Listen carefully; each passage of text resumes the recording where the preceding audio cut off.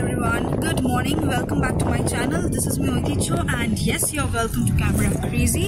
So আজকেও একটা road trip cover করতে চলেছি from Digha to Balasore. So vlogটা দেখতে থাকো and ভালো লাগলে লাইক, শেয়ার and সাবস্ক্রাইব করতে একদম ভুলো না। ওল্ড দীঘা থেকে দীঘা স্টেশনে যে রাস্তাটা যায় সেই রাস্তাটা দিয়েই কিন্তু যেতে হবে, দিয়ে সোজা নিউ দীঘা, তারপরেই চলে যাচ্ছে দীঘা বর্ডারে। তারপর থেকেই রাস্তাটার নাম হয়ে যাচ্ছে জলেশ্বর চন্দনেশ্বর রোড। সেইখানটা ধরে একদম সোজা চলে যাচ্ছে। দীঘা থেকে পঞ্চলিঙ্গেশ্বর টেম্পলের ডিস্টেন্স পড়ে 123 কিলোমিটার। 3 hours 26 মিনিটসের মধ্যেই কভার হয়ে যায়। এর আগে যতবার দীঘায় এসেছি, অর্থাৎ 2024 অ্যান্ড 2023-তে, তখনও জগন্নাথ মন্দিরটি এতটা তৈরি হয়নি। তবে 2025-এর মার্চে এসে দেখলাম একদম অনেকটাই তৈরি হয়ে গেছে। আর জানতেও পারলাম যে অক্ষয় তৃতীয়ার দিন এটির শুভ উদ্বোধন হবে। দেখুন, কথা বলতে বলতে চলেই এসেছি জলেশ্বর চন্দনেশ্বর রোড। আমরা ওডিশায় ঢুকে গেছি। জলেশ্বর চন্দনেশ্বর রোড ধরে গিয়েই একটু পরেই দেখতে পাবেন চিতেই ব্রিজ। এটি বাটাগ্রাম ওডিশাতে লোকেটেড। প্রথমে ভেবেছিলাম দীঘা থেকেই ব্রেকফাস্ট করে বেরোবো, তারপর মনে হলো না, ঠিক আছে, রাস্তার মধ্যে কোনো একটা তো দোকান পেয়েই যাব। কিন্তু সত্যি কথা বলতে একটা দোকানও ছিল না। তারপর ভাবলাম একটা ব্যাগে করে চকলেট আছে, সেটাই খাই, বিকজ প্রচণ্ড খিদে পেয়ে গেছিল। আমরা ফাইনালি চলে এলাম জলেশ্বর মিউনিসিপ্যালিটিতে। জলেশ্বর মিউনিসিপ্যালিটি থেকে সোজা চলে এসে আমরা বাদশাহী রোডে উঠলাম। এই রাস্তাটা দিয়ে যেখান থেকে যাচ্ছি সেই জায়গাটার নাম হলো চালান্তি ওডিশা। এরপরেই আমরা দেখতে পেলাম যে এখান থেকে ভুবনেশ্বরের ডিস্টেন্স 224 কিলোমিটার অ্যান্ড গুগল ম্যাপে পঞ্চলিঙ্গেশ্বর টেম্পলের ডিস্টেন্স দেখাচ্ছিল 59 কিলোমিটার। বালাসোর ঢোকার ঠিক একটু আগেই একটা ধাবা পেয়েছিলাম, আর পুরো রাস্তার মধ্যে আমি একটাও কোনো রেস্টুরেন্ট কিচ্ছু দেখতে পাইনি। সো এখানেই একটু স্টে করব, একটু ফ্রেশন আপ হব, আর সকালের ব্রেকফাস্টটা করে তারপর যাব। এই ধাবাটার নাম ছিল হোটেল অমৃত। তখনও আমাদের মোটামুটি 15 to 20 মিনিটস ওয়েট করতে হয়েছিল, বিকজ তখনও খাবার ওদের তৈরি হয়নি। তারপরে আমরা ভেজ মিল নিয়েছিলাম। মাছটা করতে সময় লাগবে বলে আর অতটা দেরি করিনি, দিয়ে আবার বালাসোরের দিকে রওনা হলাম। আর তাড়াহুড়ো করার একটা কারণ ছিল, কারণ ওখানে বেসিক্যালি সব মন্দিরই সকাল 6টা থেকে দুপুর 12টার মধ্যে খোলা থাকে, আবার তারপরে বিকেল 4টে থেকে রাত্রি 8টা অবধি বা 6টা অবধি এইরকম একটা টাইমে খোলা থাকে। এবার আমাদের যেহেতু দীঘা থেকে বালাসোর, আবার বালাসোর থেকে ব্যাক করে ফিরতে হবে, তাই অতটা রাত্রির করলে হবে না।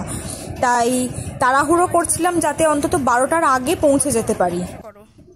আর এই ট্যুরিস্ট অ্যাট্রাকশনসগুলো প্রপার বালাসোর ডিস্ট্রিক্টেও নয়, বালাসোর থেকে অন্তত 1 ঘন্টার মতন দূরে, তাই একটু তাড়াহুড়ো করতেই হতো।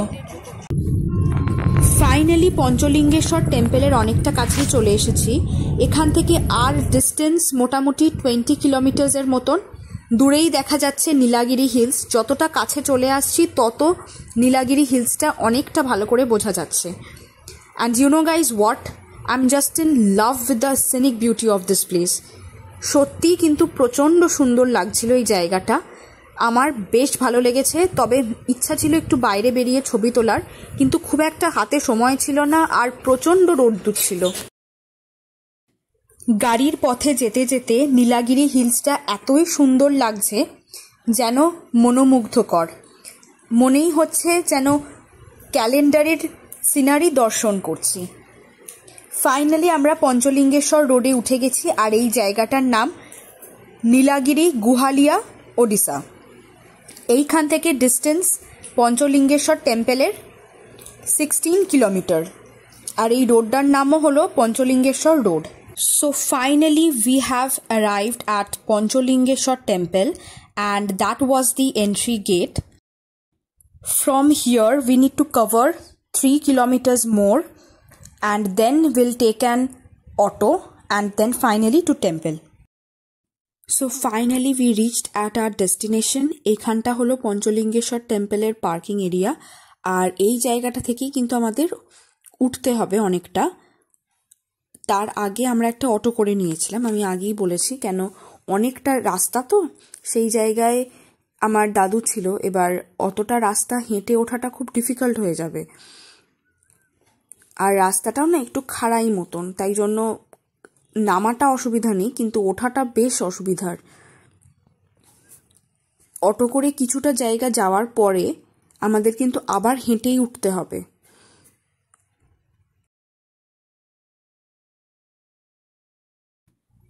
অটোতে যেতে যেতে আপনি দুদিকেই কিন্তু অনেক পুজোর সামগ্রীর দোকান খুঁজে পাবেন, কিছু কিছু খাবারের দোকানও আছে। হ্যাঁ, ফাইনালি পঞ্চলিঙ্গেশ্বরের এন্ট্রি গেটের কাছে আমরা চলে এসেছি, আর এটাই হলো entry gate. Per person 10 rupees করে লাগে। এবার আমাদের প্রায় 300টি সিঁড়ি অতিক্রম করে মন্দিরে প্রবেশ করতে হবে।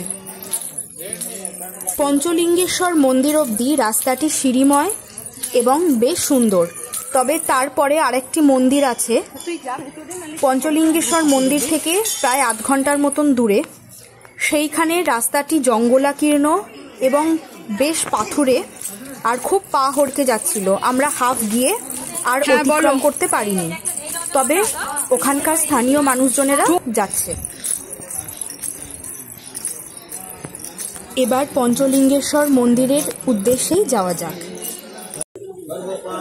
এটাই পঞ্চলিঙ্গেশ্বর মন্দির।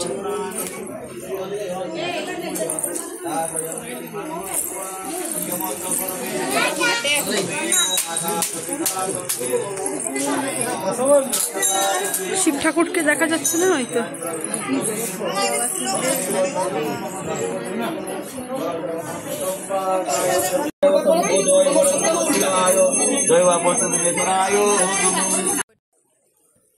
পঞ্চলিঙ্গেশ্বর অর্থাৎ 5টি শিবলিঙ্গ।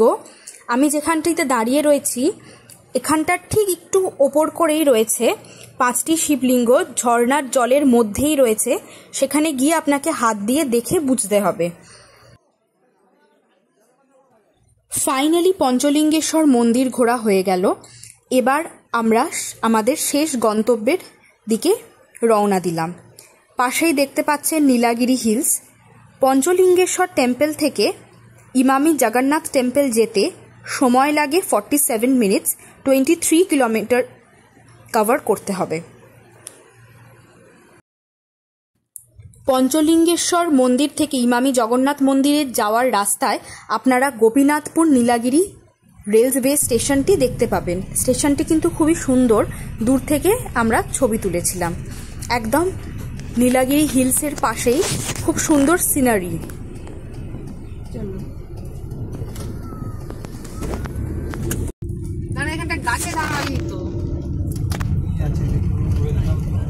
এই জায়গাটির নাম হলো বালগোপালপুর, ওড়িশা।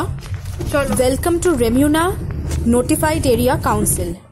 এখান থেকে ইমামি জগন্নাথ টেম্পল যেতে আর 10 মিনিটসের মতন টাইম লাগে।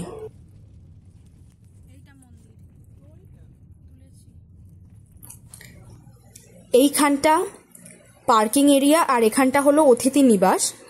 এবার এখান থেকে আমাদের যেতে হবে ইমামি জগন্নাথ মন্দির। সামনে যে গেটটা দেখতে পাচ্ছেন ওটাই হলো এন্ট্রি গেট।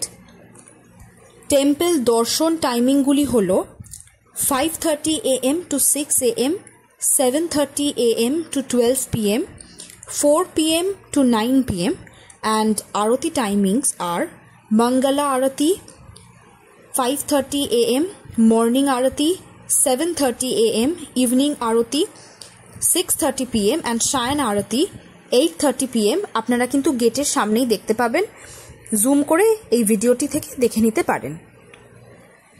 মন্দিরে প্রবেশ করার আগেই এই ছোট্ট একটি চৌবাচ্চায় নিজেদের পা ধুয়ে তবে মন্দিরে প্রবেশ করতে হবে। This temple is a hidden gem of Balasore, which is not just a place of worship, but a sanctuary where faith and beauty intertwine, leaving an everlasting impression on every soul who visits. সত্যি কথা বলতে দুপুরের ঝলমলে রোদে আরও সুন্দর লাগছিল এবং মন্দিরটি যেন নিজের সৌন্দর্য ফিরে পেয়েছিল। এরপর আমরা আধ ঘন্টা চাঁদিপুর বিচে কাটিয়েছি এবং তারপরে দীঘার পথে রওনা দিয়েছি। দেখিয়েই দিয়েছে thank you for visiting Jaleswar municipality, অর্থাৎ ওড়িশা লিভ করলাম। এখানেই ব্লগটি শেষ করছি।